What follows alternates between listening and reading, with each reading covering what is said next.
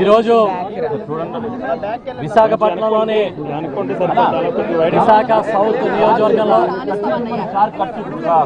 జబ్బర్పేట fishermen కాలనీకి సంబంధించిన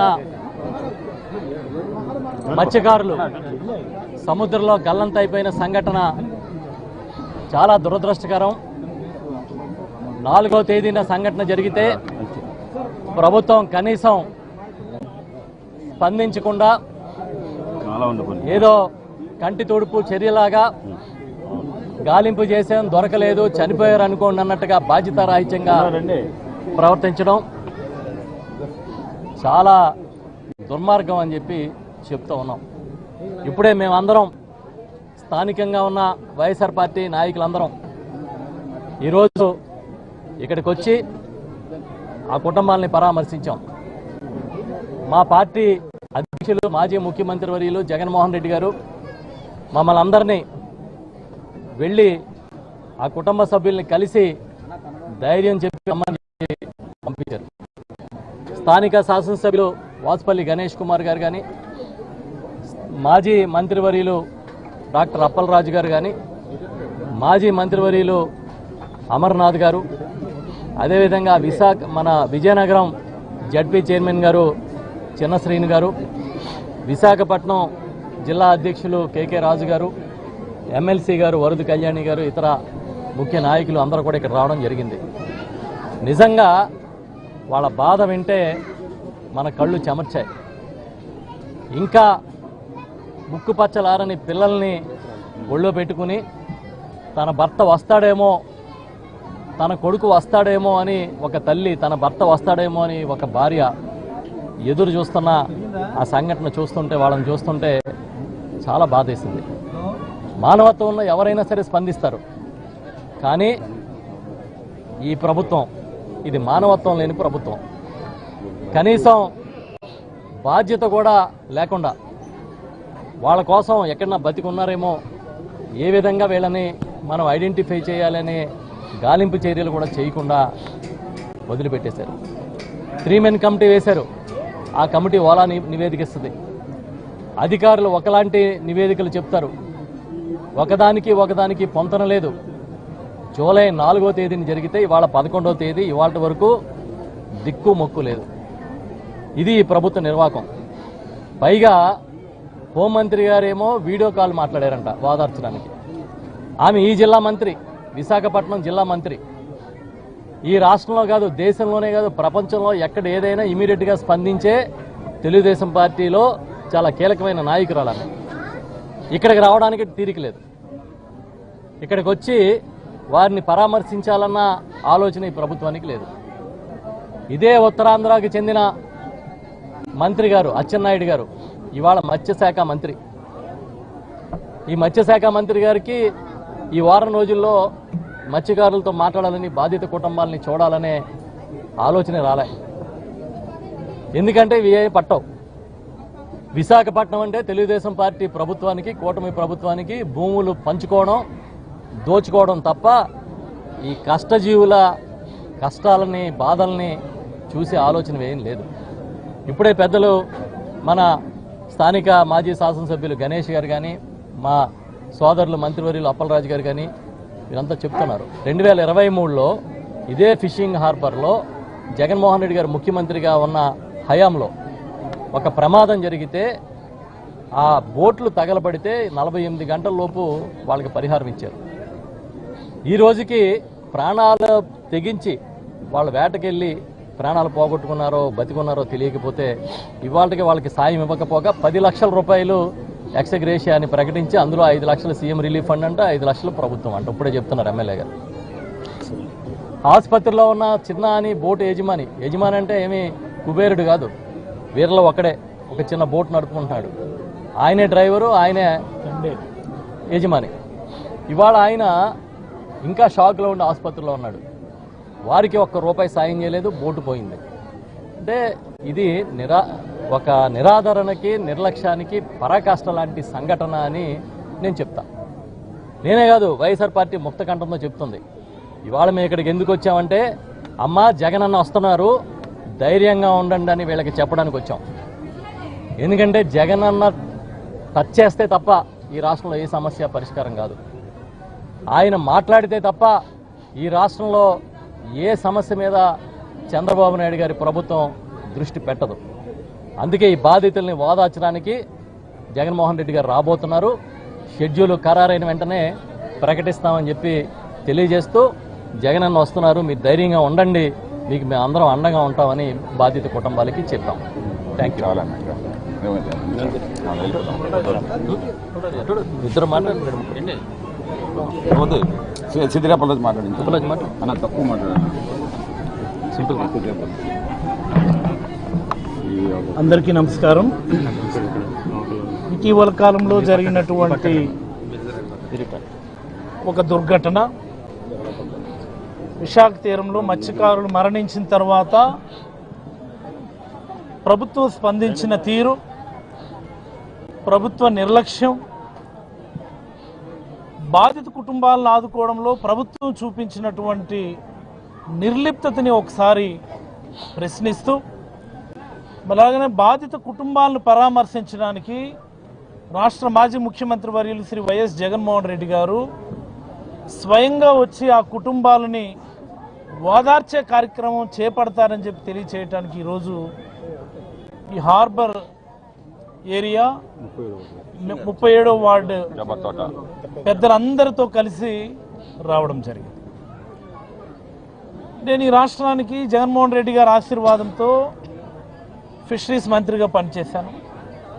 సోదరులు గణేష్ కుమార్ గారు ఇదే ఏరియా నుంచి, వైజాగ్ సౌత్ నుంచి 2 సార్లు ఎమ్మెల్యేగా పనిచేశారు.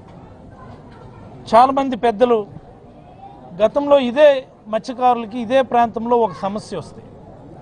ఒక యాక్సిడెంట్ జరిగి అనేక బోట్లు రాత్రికి రాత్రి అగ్నికి ఆహుతి అయిపోయి వాళ్ళ జీవితాలు రోడ్డును పడిపోయినటువంటి సందర్భంలో నిమిషాల్లో ప్రభుత్వం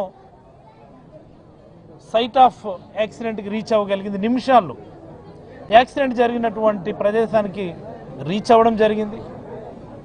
గంటల్లోనే పరిస్థితిని అదుపులోకి తీసుకొచ్చి వాళ్ళందరినీ ఓదార్చే కార్యక్రమం చేపట్టడం జరిగింది.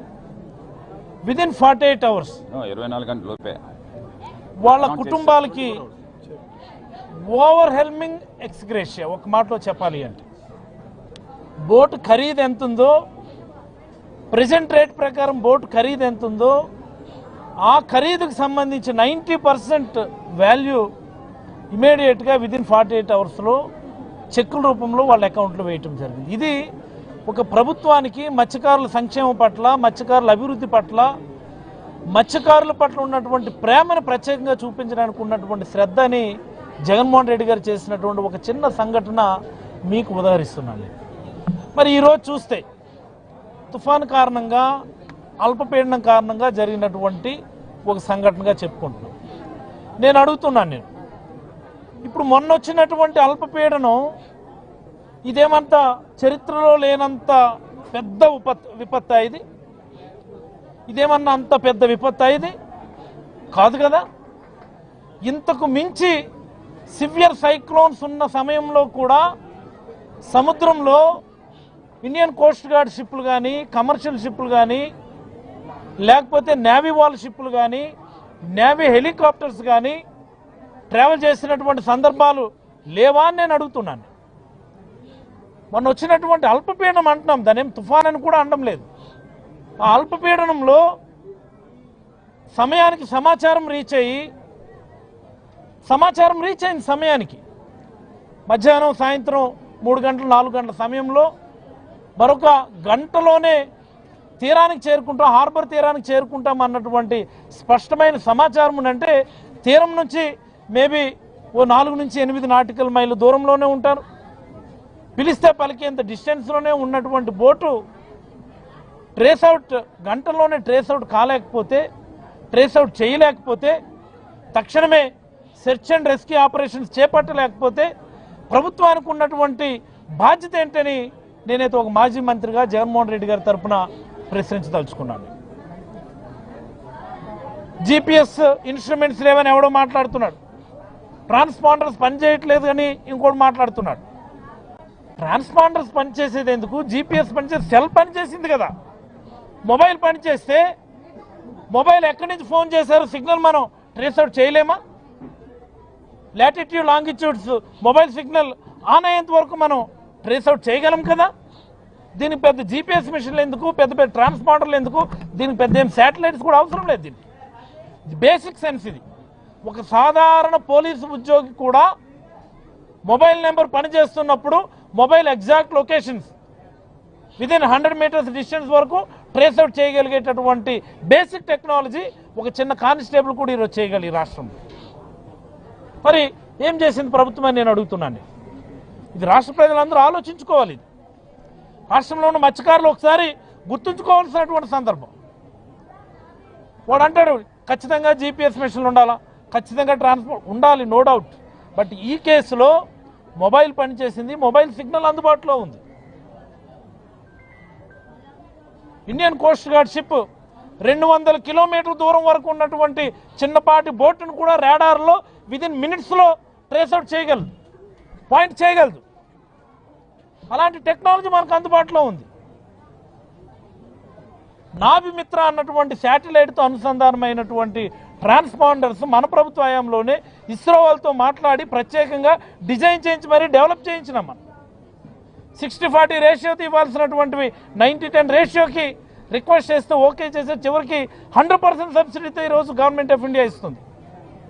ఇన్ని అందుబాటులో ఉండి కూడా, కనుచూపు మేరలో ఉండి కూడా వాడు రక్షించలేకపోవడం, proper search and rescue operations సకాలంలో చేపట్టకపోవడం వల్ల ఇంత పెద్ద దుర్ఘటన జరిగిందని నేనైతే అభిప్రాయపడతా ఉన్నా. దుర్ఘటన జరిగిన తర్వాత ప్రభుత్వ స్పందన, ఆదుకోవడంలో ప్రభుత్వం యొక్క నిర్లక్ష్యం. 10 లక్షలు అన్నారు, పోనీ అదేనా వాళ్ళ చేతికి వచ్చిందా? లేదు కదా. ఈచ్ అండ్ ఎవ్రీ కేసుని మీరు ఒకే యూనిఫామ్గా మీరు చూస్తారా? సాధారణంగా వేటకెళ్ళేప్పుడు కెరటాలో ఏదైనా యాక్సిడెంట్ జరిగితే 10 లక్షల రూపాయలని జగన్మోహన్ రెడ్డి గారు ఇచ్చినటువంటి జీవో ప్రకారం సాధారణంగా ఉన్నటువంటి ఒక జీవో, అది అందరికీ వర్తించేది. ఇది ఒక ప్రత్యేక కేసు. ఇది ఇట్స్ సంథింగ్ లైక్, దీన్ని యాక్సిడెంట్ అనకూడదు, దీన్ని డిజాస్టర్ అనాలి. దీన్ని ఇలాంటి డిజాస్టర్ సందర్భంలో ప్రభుత్వం స్పందించే తీరు సక్రమంగా లేదని నేనైతే అభిప్రాయపడతా ఉన్నాను. ఖచ్చితంగా పరిహారం అయితే పెంచి ఇవ్వాలని జగన్మోహన్ రెడ్డి గారి తరపున మేమందరం సాటి మత్స్యకారులుగా మేమైతే డిమాండ్ చేయదలుచుకున్నాం. 2 రోజులు 3 రోజులు మీరు సెర్చ్ అండ్ రెస్క్యూ ఆపరేషన్స్ చేశారు అంటున్నారు, చేయలేదని మత్స్యకారు కుటుంబాలు చెప్తున్నాయి. వాట్ ఎవర్ ద థింగ్స్ మీ మాటలే తీసుకుంటే చేశారని అనుకుందాం. ఇంతవరకు బాడీస్ దొరకలేదు కదా. మీకేదో 3 మెన్ కమిటీకి సంబంధించి రిపోర్ట్ కోసం minimum 3 days search and rescue operation చేయాలని క్లోజ్ చేసేస్తే అయిపోయిందా? అట్లీస్ట్ బాడీస్ని ఐడెంటిఫై చేయడానికి, కనుక్కోవడానికి బేసిక్ సెర్చ్ ఆపరేషన్స్ అన్న కొనసాగించాల్సినటువంటి అవసరం ఉందా లేదా నేను ఈ ప్రభుత్వాన్ని అడుగుతా ఉన్నాను. అంతే, 3 రోజులు అయిపోయింది కాబట్టి క్లాప్స్ కొట్టేసి క్లోజ్ చేసి చెక్లు ఇచ్చేసి వెళ్ళిపోయింది, అయిపోయింది, క్లోజ్డా. What is this? I don't understand. అంటే ఇంత మత్స్యకారు జీవితాలంటే ఇంత దిగజారిపోయినాయా? ప్రభుత్వాలకి ఇంత నిర్లక్ష్యమా? గతంలో కూడా అనేక సందర్భాల్లో మత్స్యకారుల పట్ల చంద్రబాబు గారు ఆయనకు ఉన్నటువంటి అభిప్రాయాన్ని కుండబద్దలు కొట్టినట్టు చెప్పారు. ఇప్పటికైనా మత్స్యకారులు కళ్ళు తెరవాల్సినటువంటి సమయం ఇది. గతంలోనే అన్నారు, ఈయన ప్రత్యక్ష సాక్షి గణేష్ కుమార్ గారు, నోరు తెరిస్తే తోలు తీస్తాం, తొక్కు తీస్తామని చెప్పి ఇదే మత్స్యకారులు అన్నటువంటి సందర్భం.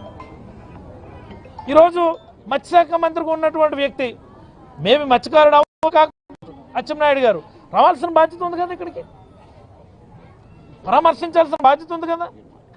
Is responsible, who will be held responsible? అసలు ఎవరిని అడగాలి ప్రభుత్వంలో మత్స్యకార సంస్థల గురించి? మత్స్యశాఖ మంత్రిని అడగాల, లేకపోతే మత్స్యకారుడిగా ఉండి వేరే శాఖలో ఉన్నటువంటి వ్యక్తిని అడగాల అని నేను అడుగుతున్నాను. ఎవరిని అడగాలి మత్స్యకార సంస్థల గురించి? మత్స్యశాఖ మంత్రినే కదా అడగాల. డిజాస్టర్ ఇది, 4-5 డిపార్ట్మెంట్లు కలిసి చేయాల్సినటువంటిది. హోమ్ మినిస్టర్ ఏమో వీడియో కాల్లో మాట్లాడుతుంది ఆవిడ. అసందర్భమైనటువంటి వాటికి మాత్రం మీడియా ముందుకు వచ్చి గంటలు మాట్లాడతారు మీరు. ఓ పెద్ద డిజాస్టర్ జరిగి కుటుంబాలు రోడ్డున పడిపోతే, వీధిని పడిపోతే మీరు వీడియో కాల్లో పరామర్శిస్తారు. ఈ ప్రభుత్వానికి మత్స్యకారుల పట్ల ఉన్నటువంటి చిత్తశుద్ధికి ఇది నిదర్శనమని నేనైతే అభిప్రాయపడతా ఉన్నాను. మత్స్యకారులందరూ కూడా సంఘటితమై డిమాండ్ చేయాల్సినటువంటి అవసరం ఉందని నేను అభిప్రాయపడతా ఉన్నాను. ఈ ఒక్క ఊరే కాదు, ఈ ఒక్క ప్రాంతమే కాదు, రాష్ట్ర వ్యాప్తంగా ఉన్నటువంటి మత్స్యకారులందరూ కూడా సంఘటితమై మత్స్యకారులు జరుగుతున్నటువంటి అన్యాయాన్ని నిర్లక్ష్యాన్ని ప్రశ్నించాలని నేనైతే కోరుతా ఉన్నాను. నేను జగన్మోహన్ రెడ్డి గారు 3-4 రోజుల్లో ఇక్కడికి వస్తారు, బాధిత కుటుంబాలను పరామర్శిస్తారు, ప్రభుత్వానికి చాలా స్పష్టమైనటువంటి డిమాండ్ చేసే కార్యక్రమం చేస్తూ వాళ్ళ న్యాయం జరిపించే వరకు పోరాడతామని చెప్పి తెలియజేస్తూ సెలవు తీసుకుంటాం. Question sir? అవును,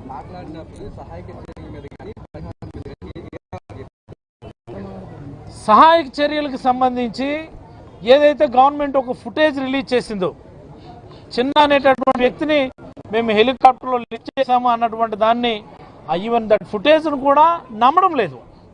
అది ఎప్పుడుదో ఫుటేజ్ అండి, ఎక్కడిదో ఫుటేజ్, మాది కాదు, మాకు అలాంటి ఆ స్థాయిలో మాకేమి సహాయం చేసిన పరిస్థితి ఉందని మేము అనుకోవడం లేదు అన్నటువంటి భావంతో ఉన్నారు ఇక్కడ ఉన్నటువంటి కుటుంబాలు.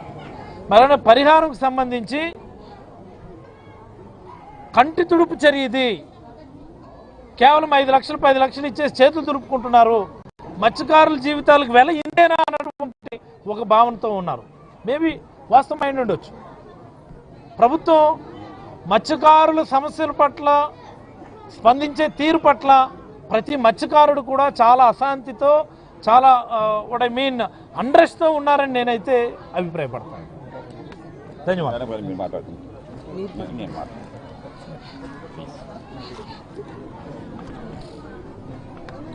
అందరికీ నమస్కారం. నిజంగా చాలా దురదృష్టకరమైన సంఘటన జరిగింది. 4వ తేదీ సాయంత్రం ఈ సంఘటన జరిగిన ఆ రోజు రాత్రిలోపే అధికారులకి ప్రభుత్వానికి సమాచారం అందినా కూడా సహాయక చర్యలు లేట్ అయిన పరిస్థితి స్పష్టంగా కనిపిస్తూ ఉంది. ఇక్కడ మత్స్యకార కుటుంబాలు చెప్పిన దాని ప్రకారం ఇలాంటి ప్రమాదాలు జరిగినప్పుడు తొలి కొన్ని గంటల్లో కనుక సహాయక చర్యలు ప్రారంభమైతే వాళ్ళందరూ దొరికే ఛాన్సెస్ ఎక్కువ ఉంటాయి, టైం గడిచే కొలిది ఆ ఛాన్సెస్ తగ్గిపోతాయి అనేసి కుటుంబ సభ్యులు చెప్తూ ఉన్నారు. ప్రభుత్వం ఇంత నిర్లక్ష్యంగా ఉండడం మనం చూస్తూ ఉన్నాం. ఎందుకంటే ప్రభుత్వం తరఫున 4 డిఐజీ ఒక సమయం చెప్తారు, అలాగే ఆర్డీఓ ఒక సమయం చెప్తారు సమాచారం అందిన సమయం, 3 సభ్య కమిటీ ఇంకొక సమయంలో అందింది సమాచారం అని చెప్తుంది, నెక్స్ట్ డే ఉదయం అందారు అని చెప్తుంది, సమాచారం అందించారు అని చెప్తున్నారు. అలాగే మత్స్యకార కమిషనర్ ఏమో 8:30కి సహాయకి సంబంధించిన ఈ సంఘటనకు సంబంధించిన సమాచారం అందింది అనేసి మత్స్యకార కమిషనర్ చెప్తున్నారు. అంటే ప్రభుత్వానికి అధికారులకి కూడా వాళ్ళకి కోఆర్డినేషన్ లేదు. వాళ్ళు సహాయం అందించడంలో లేట్ అయ్యి దాన్ని కప్పిపుచ్చుకోవడానికి 3 సభ్య కమిటీతో తప్పుడు సమాచారం అనౌన్స్ చేసిన పరిస్థితి మనకు క్లియర్గా అర్థమవుతుంది. అలాగే ఇప్పుడే నా ముందు మాట్లాడిన పెద్దలు మంత్రి గారు వాళ్ళు చెప్పినట్టుగా ఇక్కడ మత్స్యకార మంత్రి ఈ ఉత్తరాంధ్రకు చెందిన వ్యక్తే. ఇప్పటికి 8 రోజులు కావస్తూ ఉంది. కనీసం మా కుటుంబాలకి పరామర్శ చేసి ధైర్యం చెప్పాల్సిన బాధ్యత లేదా? అలాగే హోంమంత్రి గారు ఒక మహిళ. ఇప్పుడు మగవాళ్ళు ఇంట్లో ఉన్న మగవాళ్ళు తప్పిపోయి వాళ్ళు ఉన్నారో లేదో తెలియని పరిస్థితిలో కుటుంబంలో ఉన్న మహిళలు ఎంతగా రోధిస్తూ ఉన్నారో మనం చూస్తూ ఉన్నాము. ఆ మహిళ వీడియో కాల్లో పరామర్శ చేస్తారా? మాట్లాడితే ఎదుటి వాళ్ళని తిట్టడానికి రోజు ప్రెస్ మీట్లు పెడతారు. మరి ఇలాంటి సంఘటన వచ్చినప్పుడు వచ్చి ఆ కుటుంబంలో ఉన్న మహిళలకు ధైర్యం చెప్పాల్సిన బాధ్యత హోంమంత్రి గారికి లేదా? అంటే వీళ్ళకి మత్స్యకారులంటే ఎంత నిర్లక్ష్యము, ఎంత చిన్న చూపు అనేది అర్థమవుతూ ఉంది. ఖచ్చితంగా ఇచ్చిన పరిహారం కూడా తూతూ మంత్రంగా 10 లక్షలు, అది కూడా 5 లక్షలు అలా సీఎం రిలీఫ్ ఫండ్ నుంచి కొంత వీళ్ళ పరిహారం ఇవ్వాల్సిన జీవో ప్రకారం కొంత ఇచ్చి చేతులు దులుపుకొని వదిలేసిన పరిస్థితి. ఇది చాలా తప్పు. నిజంగా ఎంత నమ్మి ఓట్లేశారు ఈ ప్రభుత్వానికి, ఎంత నిర్లక్ష్యంగా వహించడం ఎంతవరకు సమంజసం? ముందు నుంచి కూడా